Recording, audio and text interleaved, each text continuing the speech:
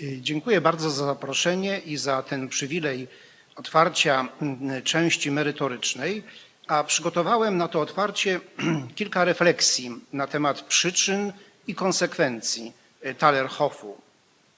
Bo tak się przyjęło, że wśród tych trzech klasycznych elementów każdej analizy zjawiska historycznego, jakiegokolwiek zjawiska historycznego, a więc przyczyn, przebiegu, konsekwencji, ten pierwszy i trzeci element są zazwyczaj najbardziej dyskusyjne.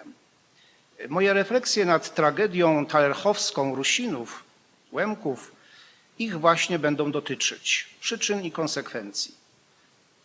Ponieważ tragedia ta spełniała co najmniej jeden definicyjny wyznacznik zjawiska ludobójczego, była ukierunkowana moim zdaniem na zniszczenie tożsamości narodowej, w takim właśnie kontekście będę ją rozpatrywał.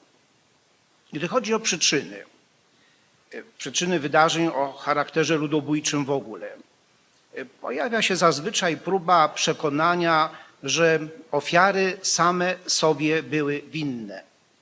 Niemal równoległa z Thalerhofem, znacznie rozleglejsza, tragedia Ormian w Imperium Osmańskim jest przez obecną historiografię turecką tłumaczona właśnie tak, jako konsekwencja zdrady wobec państwa, które ta mniejszość zamieszkiwała poprzez sprzymierzenie się z Rosją, czyli imperium wrogim, i to w trakcie konfliktu militarnego. Tak też była przedstawiana przez polityków tureckich wtedy, zresztą poniekąd zgodnie z faktami, bo Ormianie tureccy tworzyli oddziały dywersyjne pracujące na rzecz Rosji jako ich wyzwolicielki, tak ją wtedy rozumieli. W przypadku Thalerhofu oferowane jest podobne wyjaśnienie, mówię to w cudzysłowie. W toku zbrojnego starcia dwóch imperiów, monarchii habsburskiej i państwa rosyjskiego, doszło w Galicji głównie do tej zdrady wewnętrznej. Miała ona mieć formę rusofilstwa, w języku ówczesnej propagandy moskalofilstwa. Czy jest to wyjaśnienie zasadne, choćby w takim wymiarze, jaki miał miejsce w przypadku tureckich Ormian? Istotne jest tu zarówno określenie rzeczywistych form zjawiska nazwanego prześmiewczo moskalofilstwem, czyli stwierdzenie, czy wymiernie w sensie militarnym zagrażało walczącemu z przeciwnikiem państwu, jak i ustalenie, czy celem tych, którzy do Thalerhofu doprowadzili, była neutralizacja tego hipotetycznego zagrożenia, czyli powstrzymania owej zdrady, czy też cel był inny. Mówiąc o tych, którzy do Thalerhofu doprowadzili, mam na myśli nie tylko wykonawców, Austrię, ale przede wszystkim aranżerów, o czym za chwilę będę mówił. Bez wątpienia rusofilstwo jako strategia polityczna istniało, przy czym nie tylko między Rusinami galicyjskimi, ale też nawet wśród części polityków polskich. Mam tu na myśli obóz Narodowej Demokracji. Z pewnych powodów taktycznych rzeczywiście ten obóz stawiał na Rosję. Jednak ani w jednym, ani w drugim przypadku owe rusofilstwo nie przybrało form innych, jak tylko myśl polityczna, publicystyka, manifestowanie sympatii, no i nadziei adresowane wobec Rosji. Nie tylko nie powstały w Galicji żadne formy sabotażowe, żadne formacje sabotażowe, nie stwierdzono nawet istnienia jakichkolwiek innych struktur prorosyjskich, na przykład wywiadowczych. Po prostu nie było czegoś takiego jak w wypadku Ormian w Turcji. Szpiegów rosyjskich przecież szukano wtedy wśród poddanych habsburskich bardzo pilnie. Szukała nie tylko austriacka i węgierska policja, a także wywiad wojskowy, prokuratura właśnie w tamtym czasie. Szukali ich także już post factum historycy. Takich zbiorowych jakichś działań nie znaleziono, co najwyżej pojedyncze przypadki. Czym było więc to rusofilstwo, które miano wypalić do cna w Tallerhofie. Wskazywano już w historiografii, że rzeczywistym impulsem do represji w Galicji w dobie I wojny światowej był tradycyjny endoetnonim, jakim określali się wówczas także Łemkowie. Ta w pewnym sensie praprzyczyna tragedii Tallerhofu posłużyła sprawcom i wykonawcom przemocy do zdefiniowania grupy przeznaczonej do izolacji. Byli nią Rusini, Rusnacy, Karpatorosy, ludzie ruscy, co tłumaczono jako ludzie Rosji. Tym, którzy podejrzliwość, a nawet nienawiść do Rusinów wywoływali, nie chodziło jednak o Rosję. Chodziło o zablokowanie dążenia do zdefiniowania własnej tożsamości przez właśnie tą grupę. Choć takie dążenia jeszcze w dobie tamtej wojny zostały uznane w przestrzeni międzynarodowej za prawo narodów do samookreślenia. Organizowanie niechęci do Rusinów miało miejsce w Galicji na długo przed wybuchem Wielkiej Wojny. Sprzyjała tym działaniom manipulacyjna, tradycyjna polityka etniczna monarchii habsburskiej. Od dziesięcioleci ta monarchia stosowała przeciwstawianie sobie grup narodowych, grup etnicznych. To był sposób na trwanie monarchii. Miała ona tych ludów i różnych grup etnicznych bardzo dużo w swoich granicach. I na tym gruncie zrodził się wśród polityków ukraińskich pomysł na ideologiczny podbój ziemi i mieszkającego na niej ludu, opornego na ukraińską agitację narodowościową, czyli na wykorzystanie zbliżającej się wojny dla anihilacji elity społecznej Łemkowszczyzny. Ukraińska inteligencja sił i narzędzi na taką operację sama nie miała. Aby ją przeprowadzić, chciała więc pobudzić we władzach austriackich przemożną wolę represji wobec Łemków, jako właśnie sojuszników wroga zewnętrznego. I poprzez kampanię publicystyczną, agitację polityczną i wreszcie szeroką akcję donosicielską organizowano strach Austrii przed rusofilstwem. Tym strachem żywiono co najmniej od 1905 roku bestię, która miała pożreć wroga. Strategia, która doprowadziła do Tallerhofu i częściowej zagłady elity łemkowskiej, obliczona była na narodowy sukces ukraiński. Przy czym trzeba tu dodać, że stawka była daleko szersza niż tylko ten właśnie region. Politycy polscy i żydowscy odegrali w całej tej operacji organizowania w Galicji struktury nienawiści rolę drugorzędną. Owszem, niektórzy Polacy też zostali internowani, a nawet niektórzy Ukraińcy, jak wiemy, ale z uwagi na podejrzenie rusofilstwa właśnie, jako te wióry, które lecą, gdy drwa są rąbane. Owszem, także politycy polscy używali wobec Austrii straszaka rusofilskiego, ale po to, aby osłabić w jej oczach wiarygodność szermujących tym oskarżeniem przywódców ukraińskich. A ci byli niezwykle skuteczni w monarchii. Jeszcze przed 1914 rokiem pozyskali dla swej strategii austriackie koła wojskowe oraz samego następcę tronu, obiecując im dywersję na rzecz Austrii po rosyjskiej stronie frontu, a raczej łudząc, że taka będzie miała miejsce, a po wojnie oferując rozwiązanie austro-ukraińskie w wymiarze znacznie szerszym, nie tylko galicyjskim, a mianowicie z Ukrainą rosyjską pod berłem habsburskiego arcyksięcia. Chodziło o Wilhelma, zwanego przez Ukraińców Wasylem Wyszywanym. Gdy chodzi o konsekwencje Tallerhofu, najłatwiejsza do wykazania jest oczywiście klęska humanitarna. Wielokrotnie ją opisywano. Trzeba też zwrócić uwagę na ewentualne naśladownictwa Tallerhofu, przy czym nie można się tu moim zdaniem ograniczyć do wskazania na obóz w Dąbiu, gdyż jeszcze przed jego instalacją zaistniało właśnie na wzór austriacki co najmniej kilka obozów internowania Polaków w Galicji Wschodniej, dzieło Zachodnioukraińskiej Republiki Ludowej. Wiemy, wojna polsko-ukraińska o Galicję Wschodnią, o Lwów. Wypada objąć analizą oba te aspekty bezpośredniego naśladownictwa. Niestety temat tych zachodnioukraińskich obozów internowania w latach 1918-1919 jest w historiografii zaniedbany. O Dąbiu będziemy, zdaje się, słyszeć dzisiaj osobny referat. Przy czym warto zachować umiar w szukaniu naśladowców Tallerhoffu.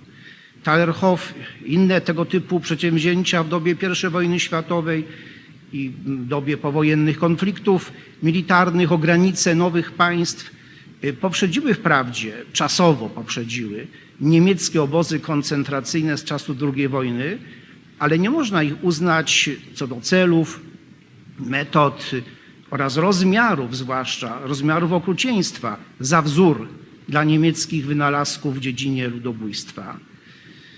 Nie podzielam opinii, że Tallerhoff był pierwszym obozem koncentracyjnym. Był nim bez wątpienia dopiero Auschwitz-Birkenau Niemiec hitlerowskich.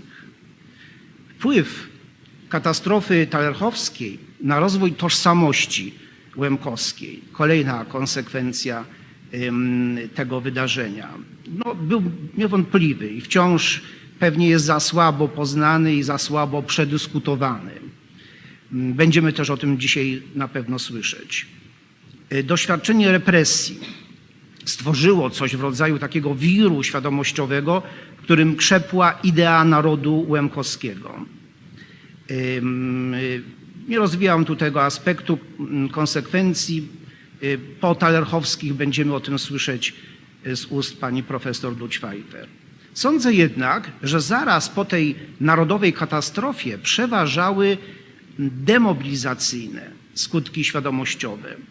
Śmierć wielu ważnych liderów terenowych, wycofanie się niektórych głównych nawet przywódców, którzy uniknęli represji poprzez po prostu ucieczkę poza granice monarchii. No i załamanie wiary wśród wielu jej potencjalnych współtwórców, szerzycieli, uznanie, że silniejszy, a więc ta ukraińska idea narodowa ma rację. Ten zespół zjawisk trzeba analizować, moim zdaniem, nie ograniczając się tylko do samej inteligencji łemkowskiej. Ja wiem, że klasyczne teorie procesów narodowych każą w tej właśnie warstwie upatrywać kluczowych kreatorów idei narodowych, organizatorów wspólnot narodowych, zwłaszcza w Europie Środkowo-Wschodniej. Ale ja nie jestem zwolennikiem tego twierdzenia w ogóle, a już w wypadku Łemkowszczyzny zwłaszcza.